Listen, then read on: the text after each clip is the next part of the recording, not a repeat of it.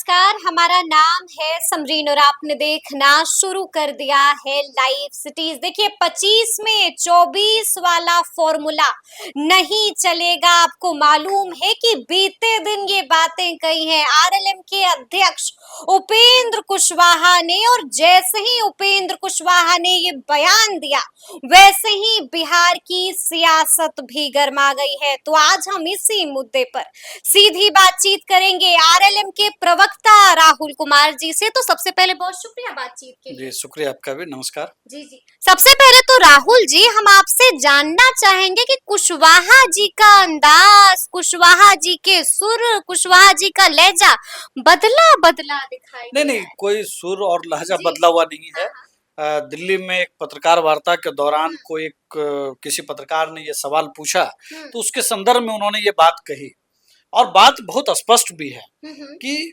किसी भी राज्य में लोकसभा चुनाव में जो भी गठबंधन होता है और विधानसभा चुनाव के जो गठबंधन होते हैं, दोनों के जो पूरी रणनीति है या जो पूरा कंसेप्ट होता है वो अलग अलग चीजों पर निर्भर करता है। और बिहार के संदर्भ में तो बेहद स्पष्ट है ये चीजें कि जो लोकसभा चुनाव हुआ और उसके अंदर जिस तरह से सीटों का समीकरण आया, उससे और उसके बाद जो चीजें घटित हुई, उससे कहीं न कहीं जो एक पार्टी का या एक नेता का जो प्रभाव है, उसके अंदर एक मैसेज गया जो बहुत अच्छा नहीं गया, और उसके बाद कुछ और चीजें उससे मिलती चली गई, और कुल मिलाकर के जो सीटों का नुकसान हुआ, तो जाहिर सी बात है जो समीक्षा की गई है इस दौरान लोकसभा चुनाव के बाद, तो हम चाहते हैं और हम सबकी इच्छा है कि आने वाले चुनाव में न सिर्फ परफॉर्मेंस बेहतर हो, बल्कि जो 2010 का जो एक बेंचमार्क है उसके करीब पहुंचे या उससे बेहतर पहुंचे। तो जो पीछे दिनों जो चीजें हम लोगों ने रणनीति अपनाई, तो उसमें जो जो कमियां रह गई उस पे हम बात कर रहे हैं। तो इसमें ऐसी कोई बात नहीं है कि हम बगावती तेवर अपना रहे हैं। यानी कि राहुल जी आप यही कह रहे हैं कि सीट शेयरिंग की वजह से एनडीए को 24 में नुकसान उठाना पड़ा था। यानी कि अगर आप लोगों के साथ इंसाफ होता, अगर आप लोगों को उतनी सीट मिलती जितनी आप लोगों ने मांगा था, तो आज परिणाम और नतीजा अलग होता। नहीं, वो सीट हमने जो मांगा वो मिलती, ये अपनी जगह पर कही जा सकती है, लेकिन उससे ज्यादा महत्वपूर्ण बात ये है कि क्या नुकसान हुआ है या नहीं हुआ है। अगर हुआ है तो जो सीट शेयरिंग की वजह जो चीजें हैं, देखिए जो वोट को लेकर के एक समीकरण बना, चाहे आरजेडी ने बनाया चाहे एनडीए गठबंधन ने बनाया, तो हमारे जो आधार वोट के अंदर जो एक मैसेज गया वो बहुत सकारात्मक नहीं गया। तो वही बात तो मैं कह रहा हूँ, आप उसको घुमा के कहें कि अगर आप लोगों के साथ इंसाफ होता तो आज परिणाम अलग होता है कि इंसाफ नहीं हुआ आप लोगों के देखिए साथ। वो नहीं कहना चाहिए। कहना ये है कि विधानसभा चुनाव के अंदर जो राज्य की जो परिस्थितियां हैं उसको ध्यान में रख करके सीटों का समीकरण होगा, उसमें कोई बहस नहीं है। क्या पीछे हुआ नहीं हुआ उन सब चीजों का जो अनुभव होता है उस पर बैठेंगे, बात होगी उसमें। अच्छा अनुभव तो नहीं ना रहा। नहीं, बिहार के अंदर एनडीए तमाम चीजों के बावजूद काफी बेहतर किया, और 176 विधानसभा 10 सीटों का नुकसान। हाँ, तो यही बात तो हमारे नेता ने कहा कि जो फॉर्मूला अपनाया गया वो फॉर्मूला शायद जो लोग थे हमारे उसके अंदर बहुत पॉजिटिव तरीके से नहीं गया।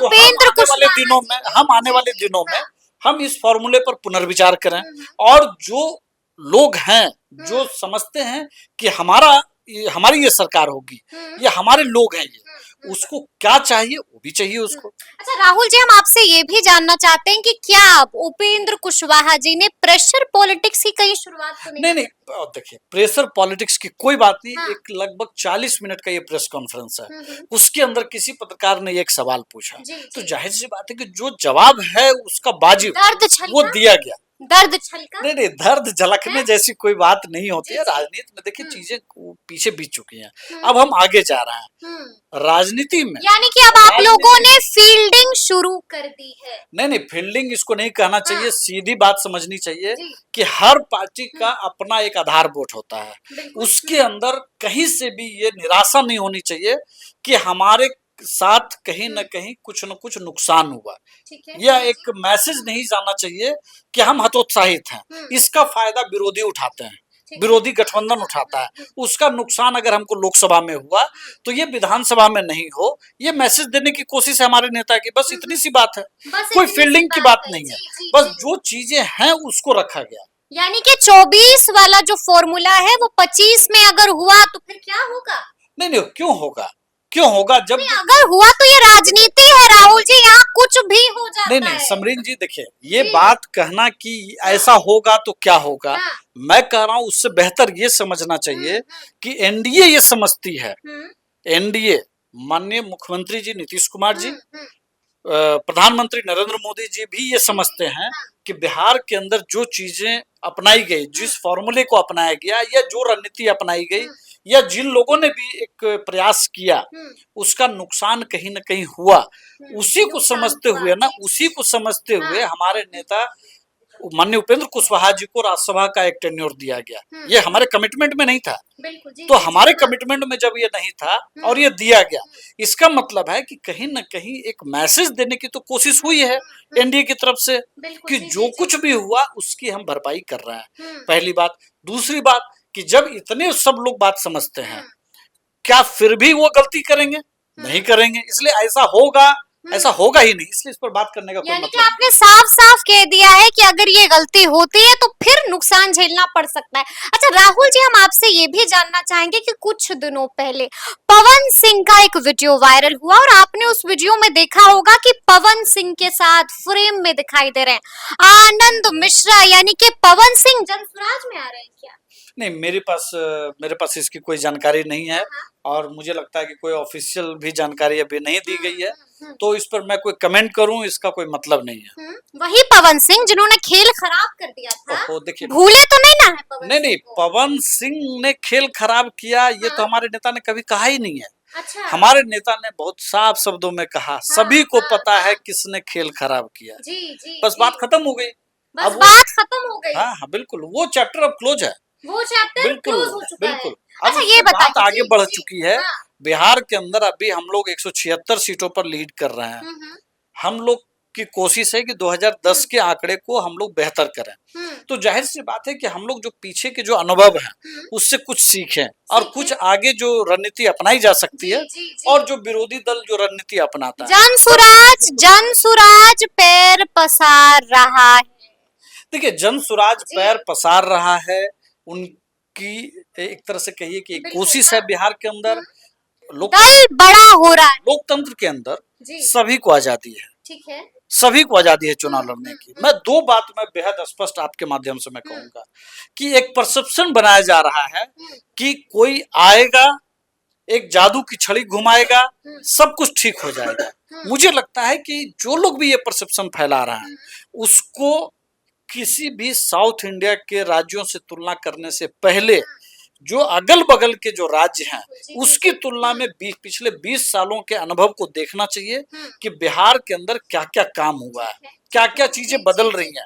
आज से 3 साल पहले तक इन्वेस्टमेंट नहीं आ रहा था, लेकिन पिछले 3 साल के अंदर अच्छा तस्वीर बदल रही है, बहुत सारी चीजें बदली हैं। आप लोगों ने भी देखा होगा, चाहे वो 5 स्टार होटल का मामला हो, चाहे वो हॉस्पिटल का मामला हो या बॉटलिंग प्लांट हो या एनडीए को नुकसान पहुंचाएंगे प्रशांत। मुझे कहीं से भी ऐसा नहीं लगता है, क्योंकि मैं एक बात बहुत स्पष्ट हूँ, नीतीश कुमार जी का अपना एक कहिए कि प्रभाव है बिहार के अंदर, और एनडीए ने जो दूसरा जो टर्म कहिए कि ये जो तेजस्वी जी के बाद का जो ये दूसरा टर्म है, इस टर्म में आप अगर देखेंगे तो एनडीए के अंदर जो समन्वय है खास करके बिहार के डेवलपमेंट को लेकर के, वो बिल्कुल मिरेकल की तरह आपको दिखाई पड़ेगा। और महिलाओं से लेकर के जो छात्र हैं जो रोजगार के लिए जा रहे हैं, चाहे वो नौकरी हो चाहे वो रोजगार हो, दोनों पक्ष पर मैं बता रहा हूं आपको कि ट्रेमेंडस एक सपोर्ट आपको मिलेगा एनडीए को, ट्रेमेंडस सपोर्ट मिलेगा जिस किसी को भी। मुझे याद है, मुझे लगता है कि आप ही लोगों ने शायद एक रिपोर्ट किया था कि जो महिला सम्मेलन किया उन्होंने, उसके बाहर आप लोगों ने पूछा कि क्या शराब खुलनी चाहिए, तो जो महिलाएं उसमें शामिल हुई उसमें उन्होंने कहा कि भाई किसी भी, तो जो बिहार की भावनाओं के साथ नहीं चलने के लिए तैयार हैं, अच्छा। तो जो महिलाएं अंदर गई थी वो बाहर आकर के आपसे ही अगर वो कह रही हैं तो बहुत क्लियर है ना क्लियर कि है। उनके दिमाग में क्या चल रहा है, वो सुनने के लिए आ रहे हैं। महिलाओं के दिमाग में क्या चल रहा है ये बिल्कुल बिल्कुल है। क्लियर है। अच्छा ये बताइए, ठीक है, हम ये तो समझिए कि उनके दिमाग में क्या चल रहा है। ये बताइए राहुल जी कि जमीन सर्वे चल रहा है, इस पर आप लोगों का रुख क्या है? देखिए बिहार के अंदर एक लंबे समय से जमीन को लेकर के बंगाल ने बहुत काम बहुत साल पहले कर लिया था। बिहार को भी इसमें करने की जरूरत है। वो और विवाद हो रहा है। हाँ, विवाद तो होगा ही। देखिए जी। विवाद है।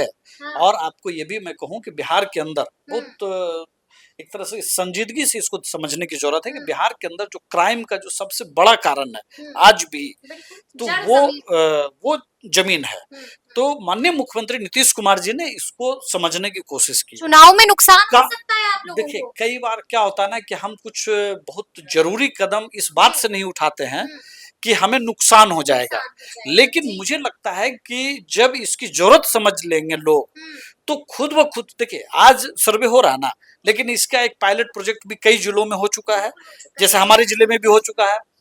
और मुझे लगता है कि काफी हद तक ठीक हुआ है। और उसके बाद 2-3 तरह के जो ग्रीवांसेज हैं उसको भी ठीक करने की कोशिश हो रही है।